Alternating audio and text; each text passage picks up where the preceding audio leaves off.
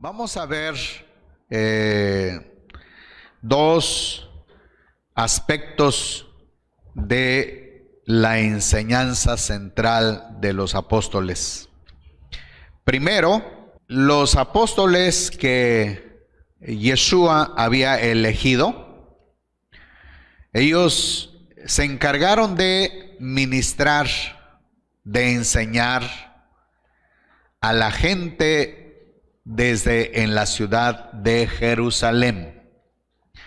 Así era como Yeshua les dio indicación cuando les dice: me seréis testigos en Jerusalén, en Judea, en Samaria, y luego dice hasta lo último de la tierra. Así que los 12 apóstoles se encargaron de dirigir la enseñanza de las buenas noticias de la Besorá en Jerusalén. ¿En qué consiste la Besorá para la ciudad de Jerusalén? Que Yeshua sí cumplía las características mesiánicas.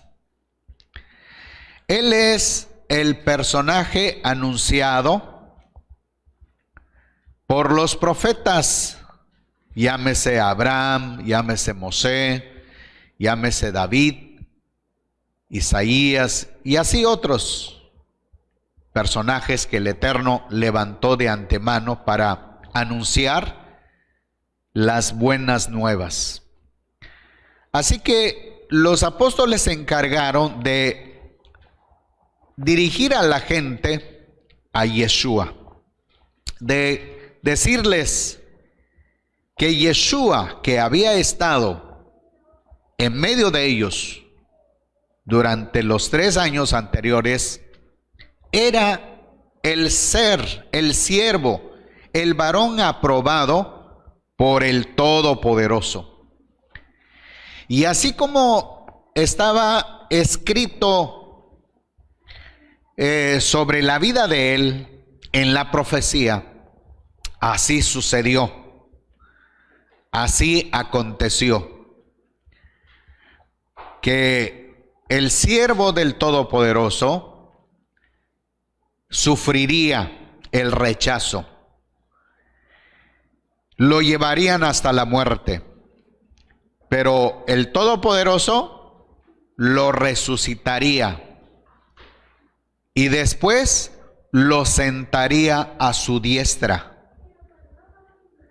Todo esto estaba escrito de antemano. Y ese es el mensaje que difundieron los apóstoles. Después tenemos la profecía también que Isaías había dado a conocer con respecto al ministerio del Mashiach, que no solamente abordaría a la nación, al pueblo judío, al remanente, sino que trascendería su mensaje a los gentiles. El mensaje de las buenas nuevas llegaría hasta las naciones extranjeras. La promesa, el mensaje de la redención. Y bueno, tenemos ahora, Kefas abordó el camino para llegar hasta Cesarea, la casa de Cornelio. Por primera vez, Cornelio recibe el mensaje de las buenas nuevas. Cornelio había sido simplemente un prosélito, un simpatizante del judaísmo, sin conocer el mensaje de las buenas nuevas. Solamente conocía la Torá que se leía en las sinagogas y también conocía las tradiciones, pero que nunca pudo llegar a ser un judío convertido, por la sencilla razón que dentro del pueblo judío había requisitos inalcanzables para poder llegar a ser un judío convertido. Mas, sin embargo, en los días de los apóstoles, el Eterno preparó a Kefas y lo envió a la casa de Cornelio. Kefas, un poco celoso, con ciertos prejuicios, porque aún no había entendido el mensaje del Todopoderoso a través de Yeshua, cuando él decía: y hasta lo último de la tierra. Él solamente se imaginaba, él tenía en mente de la comunidad judía, nada más. Así que el Eterno, a través de Yeshua, trabajó con Kefas, preparándolo, y de esa manera lo envía. Una vez que recibe el mensaje, la visión, Kefas siguió a los enviados de Cornelio. Así que tenemos la historia de lo que sucedió en la casa de Cornelio. Por primera vez, Kefas vio lo que el Todopoderoso tenía para con los gentiles. Primeramente, se le dice que no tenía que hacer diferencia, que tenía que ministrar el mismo mensaje que había dado a conocer en Jerusalén, ahora tenía que exponer ante Cornelio. Y cuando Kefas inició su enseñanza, vemos el resultado. La Ruach HaKodesh se manifestó en la familia, en la vida de Cornelio, en sus amistades que estaban congregados ahí en ese lugar. Así que Kefas entendió que el Eterno había abierto el camino de la redención a los gentiles. Así regresa a Jerusalén. Ahora, tenemos que el Eterno, a través de Yeshua, también levanta a Barnaba en Jerusalén. Todos eran judíos.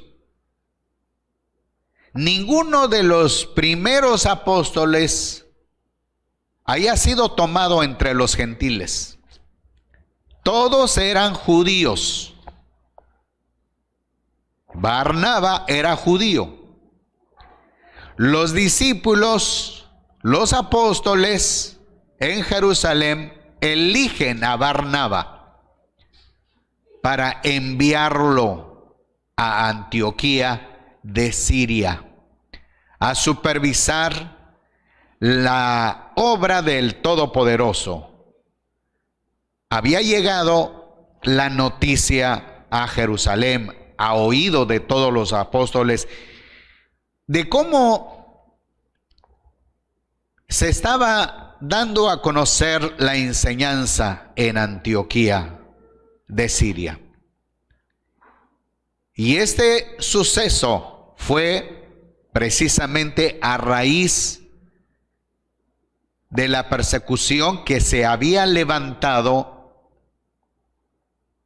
en Jerusalén, cuando en los días de Esteban, Recordemos que Esteban fue muerto en mano de los líderes de la tradición de Jerusalén.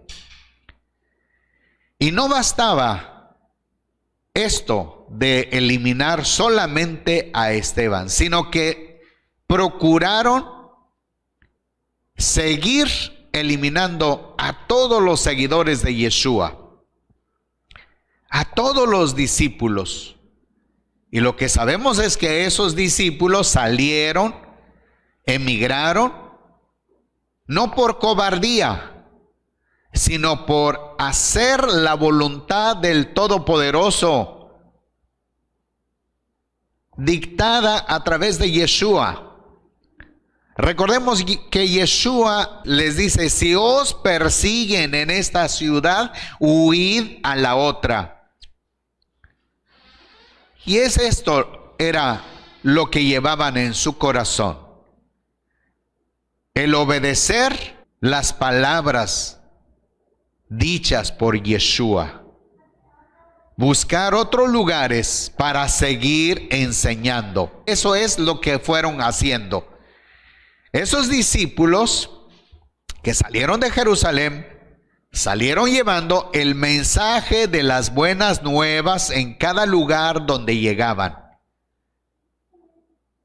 Y tenían la costumbre de visitar en las sinagogas.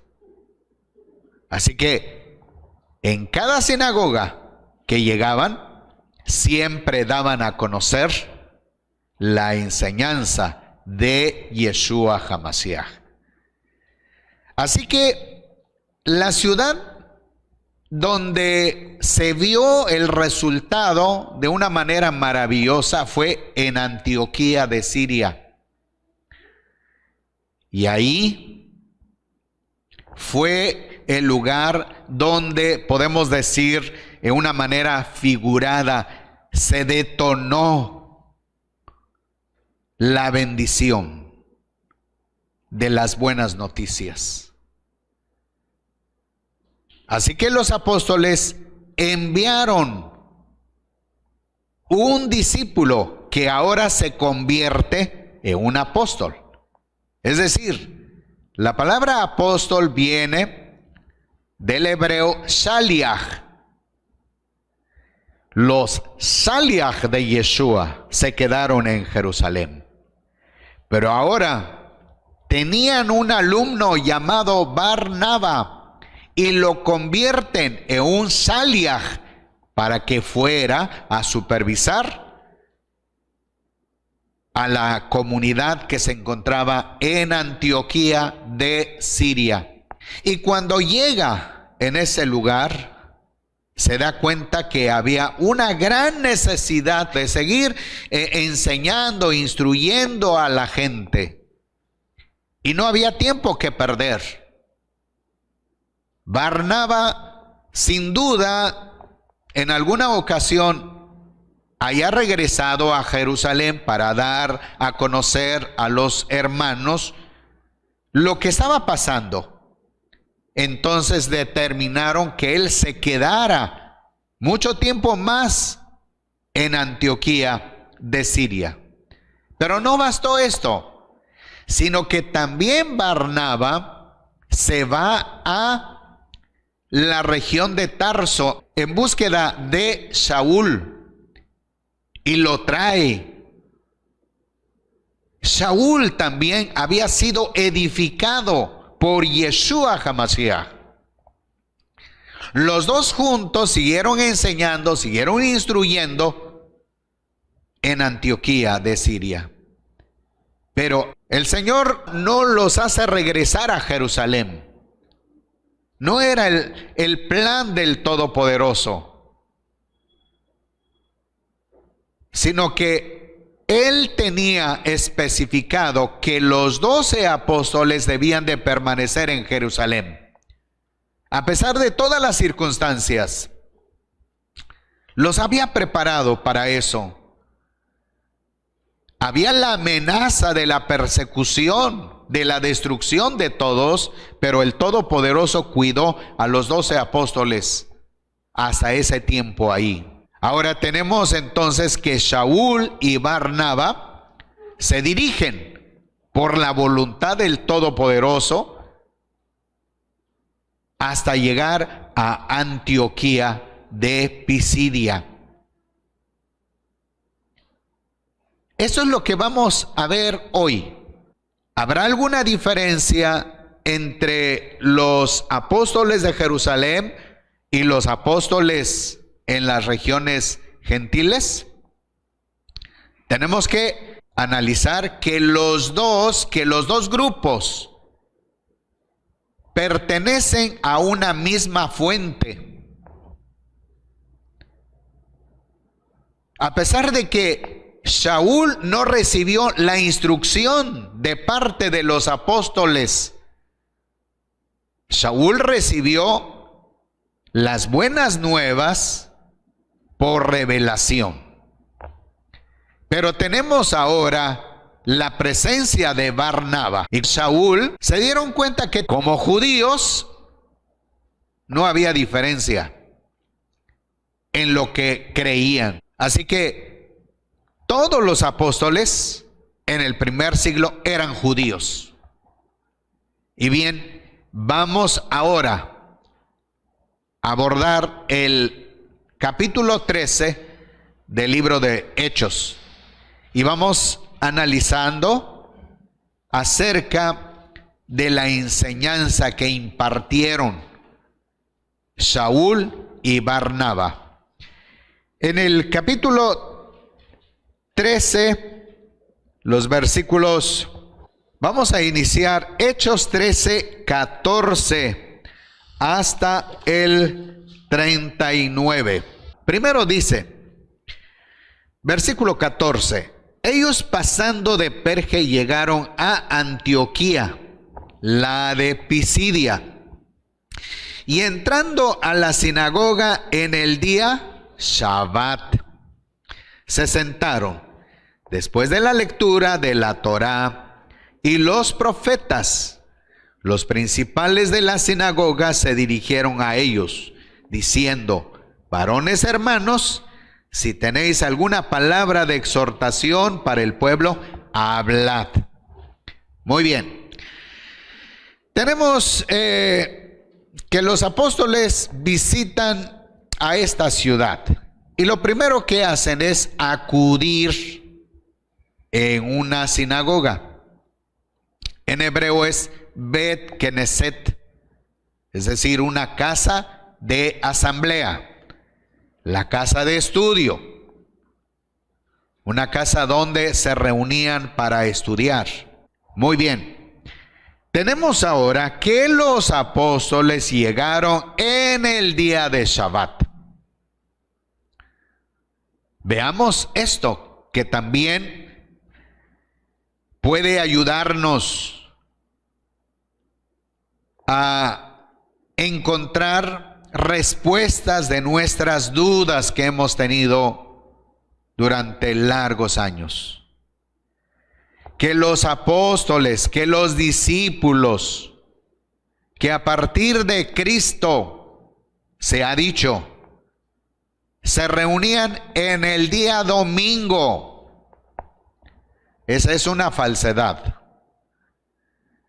Los apóstoles, tanto primeramente Yeshua y sus discípulos, nunca se reunieron en el primer día de la semana, que hoy en día se conoce como domingo. Podemos encontrar registros de hechos, de sucesos en los días de Yeshua. Llámese Mateo, llámese Marco, Lucas, Juan. Esos libros registran el papel importante de Yeshua en el día de Shabbat. Así que tenemos en este caso a Saúl y a Barnaba en un día de Shabbat en la sinagoga. Y dice, después de la lectura del Tanaj, porque aquí menciona la Torá, los profetas Y tal vez alguien diga, bueno, pero no aparecen los escritos o los salmos. El hecho de que menciona la Torá, el hecho de que menciona los profetas, también en cada Shabbat se leía los escritos. Muy bien. Dice ahora a continuación: varones hermanos, si tenéis alguna palabra de exhortación para el pueblo, hablad. Es para que ellos dieran información de dónde venían, cuál es el propósito de su llegada en ese lugar, porque no los habían visto asistir con regularidad. Entonces Saúl se levantó haciendo señal de silencio con la mano y dijo: varones israelitas y los que teméis a Dios, oíd. Esta vez Saúl inicia con la expresión varones israelitas. Dentro de las regiones entre los gentiles estaba la mezcla de las 10 tribus. No solamente estaban ahí los judíos. Y lo primero que tenemos es Rab Saúl se dirige en una manera general. Si hubiera estado en Jerusalén, hubiera dicho: varones hermanos judíos. Pero como se encontraba en la región de los gentiles, y Saúl era un personaje conocedor de la historia del pueblo judío, desde su fundación. Vemos que Rab Saúl previamente había estado recibiendo la educación sobre la escritura. Él dedicó su tiempo para servir al Todopoderoso. Fue hijo de un fariseo. Se educó como fariseo. Así que tenía una imaginación amplia de la historia del pueblo de Israel. Por eso, en este momento, encontrándose en las regiones gentiles, expresó de una manera abierta, sin dudar nada, dice: varones israelitas. Él sabía muy bien que ahí también podían encontrarse algún miembro de la mezcla de las 10 tribus. Y luego sigue diciendo de esta manera: el Dios de este pueblo de Israel escogió a nuestros padres y enalteció al pueblo durante la permanencia en tierra de Egipto, y con brazo levantado lo sacó de ella. Es decir, Rab Saúl hace un recuento de la historia de la generación del pueblo de Israel, desde el tiempo de los patriarcas, sin mencionar en este momento a ninguno, pero por deducción, todos los que estaban en la sinagoga, al menos de los judíos, podían entender que se refería a Abraham, Isaac, Jacob, Mosé. Muy bien. Y luego sigue diciendo el versículo 18: y como por un tiempo de 40 años lo soportó en el desierto, y habiendo destruido 7 naciones en tierra de Canaán, dio en herencia la tierra de ellas. Y como por 450 años después dio jueces hasta el profeta Shmuel. Y entonces pidieron rey, y Dios les dio a Saúl, hijo de Cis, un varón de la tribu de Benjamín, durante 40 años.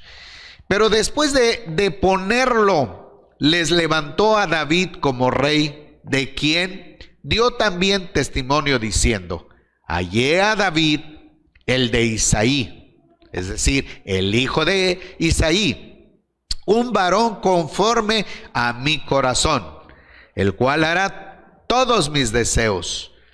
De la simiente de este, conforme a la promesa, Elohim levantó a Yeshua por Salvador para Israel. Después de que Johanán predicó antes de su llegada la Tevilá de Teshuvá, es decir, el bautismo de arrepentimiento a todo el pueblo de Israel. Y cuando Johanán terminaba la carrera decía: ¿qué? ¿Pensáis que soy yo? No soy yo. Es decir, no soy el Mashiach, sino que detrás de mí viene uno de quien no soy digno de desatar la sandalia de sus pies. Varones hermanos, hijos del linaje de Abraham, y los que entre vosotros teméis a Elohim, para nosotros fue enviada la promesa de la salvación. Porque los que habitan en Jerusalén, sus gobernantes, no reconocieron a este, ni las voces de los profetas que se leen cada Shabbat, las cumplieron al condenarlo. Y no hallando causa alguna de muerte, pidieron a Pilato que lo matara. Y cuando cumplieron todas las cosas que habían sido escritas acerca de él, bajándolo del madero, lo pusieron en un sepulcro.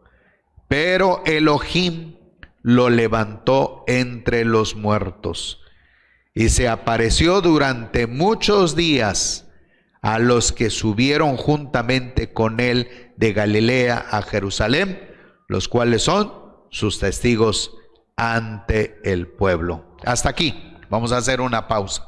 Podemos revisar este capítulo y comparar el contenido con la enseñanza que los apóstoles estaban dando a conocer en Jerusalén. Es la misma enseñanza. Así que Rab Shaul y Barnabá iniciaron la introducción tratando primeramente con los representantes de la sinagoga y todos los judíos helenos, es decir, que habían nacido en Grecia, pero que se consideraban como judíos, que no habían perdido su identidad. Y esa es una de las características del pueblo judío. Después de la cautividad de Babilonia, los judíos trataron de continuar, de expresar su judaísmo, es decir, sus creencias. La información que tenemos después de el retorno de la cautividad, desde el libro de Esdras, Nehemías, Esther, Ageo, Zacarías, algunos de los profetas que regresaron, que retornaron de la cautividad babilónica, encontramos en sus registros, en sus libros, las cosas que sucedieron después.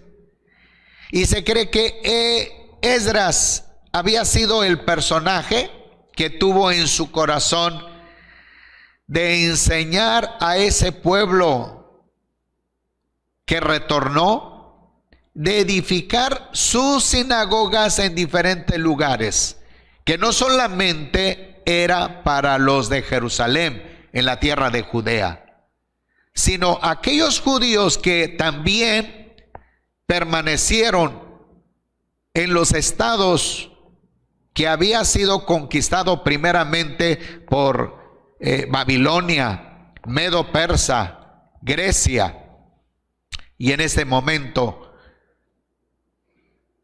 el Imperio Romano. Así que los judíos no perdieron su identidad. Por eso el mensaje de Rab Shaul y Barnaba se dirige primeramente al pueblo judío, tratando de que ellos se dieran cuenta que Barnaba y Saúl no tenían o no traían una enseñanza contraria a la información que tenían. Exactamente la información de Rab Shaul, de Barnaba, es la información que se dio a conocer desde en Jerusalén. Y ahora se les da a conocer en Antioquía de Pisidia. Y mayormente, aquí Rab Shaul recalca que la profecía del Todopoderoso se había cumplido en la persona de Yeshua HaMashiach. Que él es un descendiente de David. Así que no había ninguna diferencia. El problema vino a suscitar cuando trascendió el tiempo del año 100, el año 200 y el año 300. Cuando Constantino fijó la postura del grecolatinismo para el Imperio Romano. Y en ese momento cortó la unión que había entre Jerusalén y las regiones gentiles. Cortó la enseñanza de los primeros apóstoles y lo convirtió como apóstoles entre los gentiles, llamándolo Pablo. Y lo mismo a Yeshua, dándole el nombre de Jesús Cristo, Jesús Christos, hasta hoy en día. En todo el círculo grecolatino se habla del cristianismo, como si cristianismo es diferente de Yeshua HaMashiach. Y eso tenemos entonces que ir deshaciéndonos de la información grecolatina y retornar al mensaje de los apóstoles, reconociendo que Yeshua es el HaMashiach de Israel. Si no lo hacemos, seguiremos confundidos, aunque pasen cientos y miles de generaciones después. Entre más pasa el tiempo, siguiendo la corriente grecolatina, es una separación, como si fuera un ángulo. Un ángulo nunca volverá a unirse. Así que hoy es el momento de volver al pensamiento, al entendimiento en los días de los apóstoles del primer siglo. ¿Cómo pensaban? Lo primero entonces que tenemos es que Barnaba y Saúl llegaron a esta sinagoga y se dirigen primeramente a la comunidad judía, a los representantes de la sinagoga, y después con los prosélitos que se encontraban dentro de la sinagoga. Son los primeros que van a recibir la información, que a la postre no solamente el mensaje se va a quedar en la sinagoga, sino también trasciende a otros gentiles. Que el Eterno sea con nosotros y tengamos una mente abierta.